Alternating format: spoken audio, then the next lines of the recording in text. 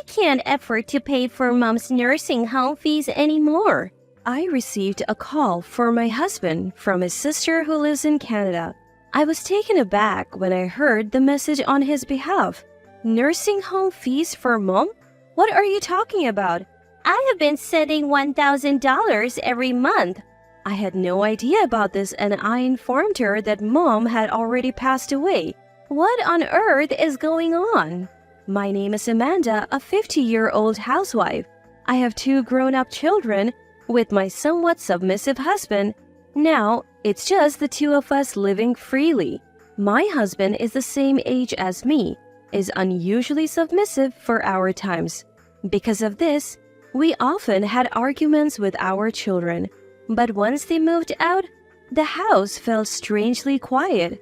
Now, I sometimes think it's good that he's so submissive. I cherish the moments when I feel happy doing things for him. After my father-in-law passed away, my mother-in-law moved into a nursing home, not wanting to be a burden on us. She enjoyed talking with her peers and was content. However, she passed away from a stroke. My husband has a single sister. She moved to Canada and became a successful entrepreneur. She was the pride and joy of my mother-in-law. So when mom passed away, we wanted to inform her, but my husband said he couldn't reach her. Without her, we held the visitation and funeral. Months after settling my mother-in-law's belongings and interment, the sister we couldn't contact reached us. Amanda, it's been a while. Is my brother there? It was unusual for her to call the landline. If she wanted to reach my husband, she could call his cell. I told her he's been coming home late from work lately and suggested she try his cell. I also told them that my number had not changed. She said she already tried but couldn't get through. She had something important to convey, so she called the house.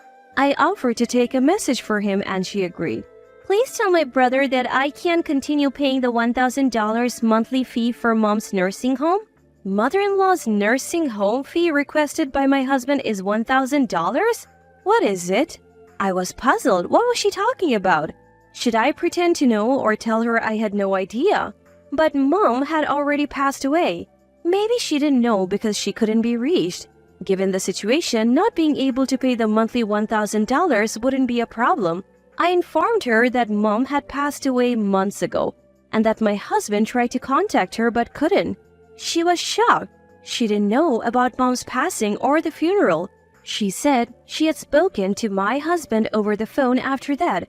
Of course, my husband knows that his mother has passed away. Why didn't he tell her about mom? And I had never heard about the monthly $1,000 payment.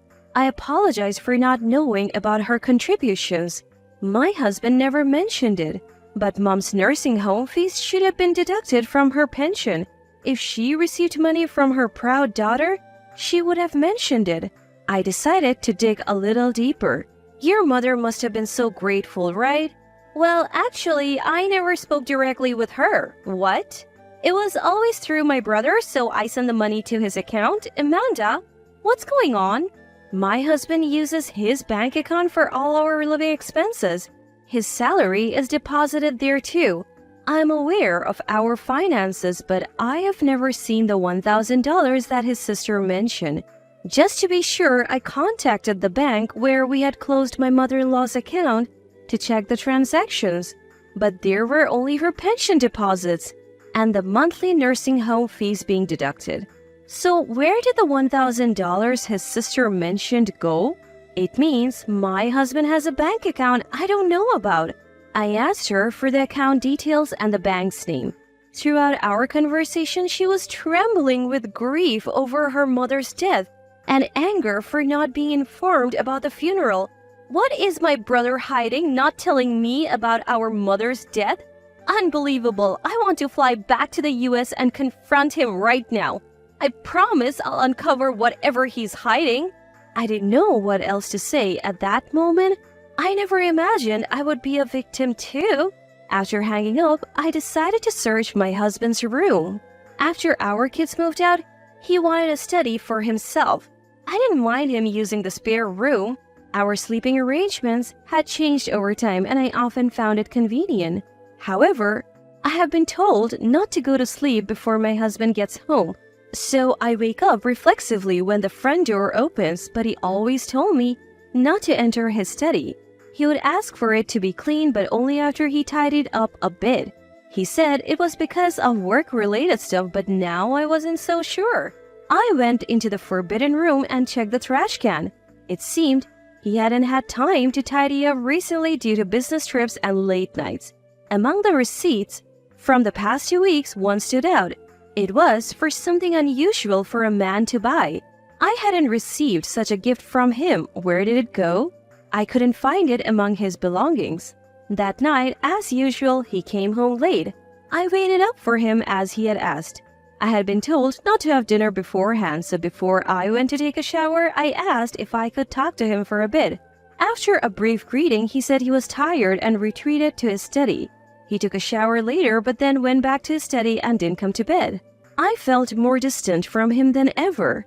Of course, since the bedrooms are starting to become separate, it feels like it's too late, but I can't help but feel a little distant. The next day, I took the suspicious receipt to a private investigator. The findings revealed an unexpected side of my husband. When I shared the news with his sister, her anger intensified. I felt foolish for always trying to be the obedient wife to my submissive husband. What a joke! He was just pretending. He can't treat me like some housemaid. I'll show him. His sister and I hatched a plan. One day, after all preparations were made, he said he was going on another business trip. I saw him off as usual, but I knew this wasn't a regular trip. After he left, I prepared for a divorce, boarded a plane to Canada, and left the US. I met up with his sister upon landing in Canada. His sister was already keeping an eye on my husband and pointed out where he was getting cozy with a woman in the lobby. Seemingly content, they sat down, arms wrapped around each other. How could they be so brazen in public? I had to hold back my anger for the sake of our plan. The receipt I found in my husband's study led to some shocking revelations from the private investigator. Firstly, he was alone when he made the purchase, but a conversation with the store clerk revealed the gift was likely for a younger woman. It was a pricey piece of women's jewelry, a design popular among younger women. My husband was having an affair with a younger woman. My husband was having an affair with a woman, and he also gave her expensive accessories. Once I knew about the affair, the rest was easy to piece together. The $1,000 his sister sent every month was going into an online bank account my husband had secretly opened. He had been using that money for trips with his mistress, disguised as business trips. He often went on these business trips on a set day each month. From this pattern, we deduced he would be in Canada today and executed our plan. His sister mentioned he had been to Canada before without any apparent reason, probably scouting locations to impress his mistress. And this was after his mother passed away. How could he not tell his own sister the truth? He seemed like a devil in disguise. As my husband was deep in conversation with his mistress, his sister and I confronted him. Seeing me, someone who shouldn't be there, shocked him. He dropped his travel bag and let go of the woman. Fancy meeting you here. Business in Canada? Does your company even have international dealings? I have little social experience. I might be naive, but the investigator had informed me that his company had no international business. We recently started. She's a local interpreter. He stammered, trying to cover up. That's when the woman shouted, "You liar! You said you were single!"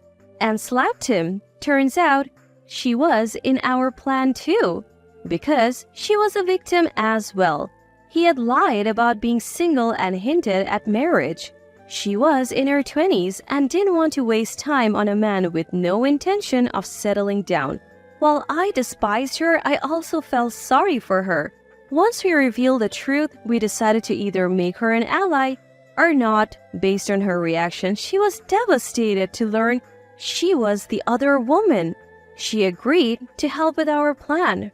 His sister suggested we move the confrontation to her place, away from prying eyes. There, we grilled my husband.